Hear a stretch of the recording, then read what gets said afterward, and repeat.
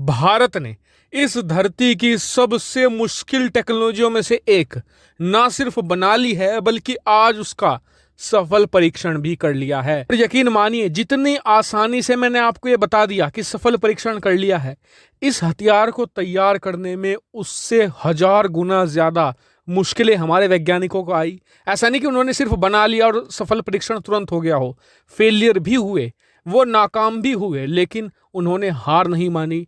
वो भारतवासियों की सुरक्षा के लिए दिन रात लगे रहे और आखिरकार उन्हें कामयाबी हाथ लग गई है। वहीं बात करें, दो ऐसे देश हैं जिनका घमंड भी आज चकनाचूर हो गया है। दरअसल रूस और अमेरिका, खास करके इसमें यूरोपियन देशों को भी मैं जोड़ना चाहूंगा। ये सभी मानते थे कि जो प्राइम टेक्नोलॉजी होती है ना, जो बहुत ही मुश्किल टेक्नोलॉजी होती है, उसे हम ही तैयार कर सकते हैं। हमारे अलावा दुनिया में उसे कोई बना नहीं सकता। ऐसे में उनका अहंकार भी टूटना जरूरी था, जो भारत ने तोड़ दिया है। तो चलिए बिना समय गवाए वीडियो को शुरू कर लेते हैं और जान लेते हैं अपनी इस खबर को। दरअसल दोस्तों, आप सभी लोग जानते हैं कि जो मिसाइलें होती हैं वो कितनी खतरनाक होती हैं और इन्हें मारकर गिराना कितना मुश्किल काम होता है। और इन्हें मारकर गिराने का जो मेनली काम करते हैं डिफेंस सिस्टम करते हैं। और आपको बता दो कि अगर आपको किसी देश को युद्ध में हराना है तो सबसे पहला जो काम किया जाता है दुश्मन की डिफेंस तोड़ने का होता है। अगर आपने एक बार डिफेंस तोड़ दी तो आधा युद्ध आप वहीं खत्म कर देंगे। फिर आपके लड़ाकू विमान को रोकने के लिए कोई भी मौजूद नहीं होगा। आप इतनी भारी बमबारी कर सकते हैं कि दुश्मन के पैर उखड़ जाएंगे। अगर आप अमेरिका के जितने भी युद्ध हैं उन्हें फॉलो करेंगे, स्टडी करेंगे, तो आप पाएंगे कि अमेरिका सबसे पहला काम करता है दुश्मन की डिफेंस तोड़ना। ऐसे में भारत एक ऐसे हथियार पर काम कर रहा था जो चीन और पाकिस्तान दोनों के डिफेंस को चकनाचूर कर सके। और भारत को अब आखिरकार इसमें एक बड़ी कामयाबी हाथ लग गई है। भारत ने आज रुद्रम 2 मिसाइल का सफल परीक्षण कर लिया है और यह परीक्षण रुद्रम के कैप्टिव लॉन्च सिस्टम का था और इसे जो सुखोई 30 लड़ाकू विमान थे उसमें लगाकर टेस्ट किया गया है।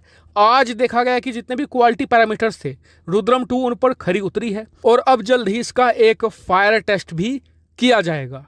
लेकिन अब आप सोच रहे होंगे कि जो डिफेंस सिस्टम है वो मिसाइलों को मारकर गिराता है। ये कैसी मिसाइल है जो डिफेंस सिस्टम को ही मारकर गिराएगी? क्या दूसरा डिफेंस सिस्टम इसे ट्रैक नहीं कर सकता? तो देखिए, इसका काम करने का तरीका थोड़ा अलग होता है। ये एक एंटी रेडिएशन मिसाइल है, यानी कि दुनिया के जितने भी डिफेंस सिस्टम है, चाहे S-400 हो, थार्ड हो, पैट्रियोट हो या आयरन डोम हो, सभी में मौजूद होता है रडार। अब रडार क्या करता है कि रेडिएशन एमिट करता है, यानी कि उसमें रेडिएशन की मौजूदगी होती है। ये मिसाइल उस रेडिएशन का पता लगाती है और रेडिएशन से ही अंदाजा लगा लेती है कि वहां पर कोई डिफेंस सिस्टम छुपा हुआ है और उस पर जबरदस्त धावा बोलकर उस पूरे क्षेत्र को ही तबाह कर देती है। वहीं डिफेंस सिस्टम से बचने के लिए मैन्यूवरेबिलिटी का इस्तेमाल करती है। इसमें पीछे फिन लगे होते हैं जिस वजह से बड़ी आसानी से हवा में कलाबाजियां कर सकती है और बड़ी आसानी से दुश्मन के रडार को चकमा देकर उसे तबाह कर सकती है।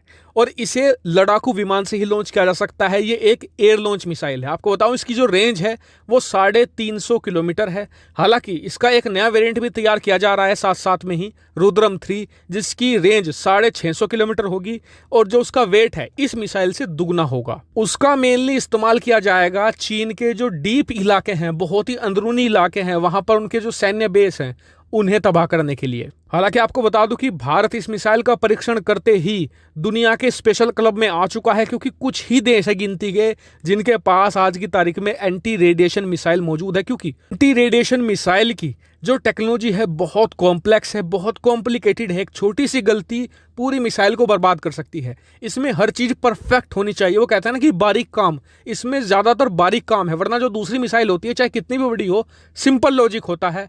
हवा में जाएगी, वहां से वारहेड लॉन्च करेगी और दुश्मन पर गिरेगी। इसका काम करने का तरीका बिल्कुल ही डिफरेंट और यूनिक है और यही चीज इसे इतनी कॉम्प्लिकेटेड बनाती है। हालांकि ऐसा नहीं है कि सिर्फ इसे सुखोई से ही लॉन्च किया जा सकता है। बताया गया है कि आने वाले समय में भारत का तेजस लड़ाकू विमान भी इसे लॉन्च कर सकेगा, जैसे ये भारतीय वायुसेना में शामिल हो जाएगी।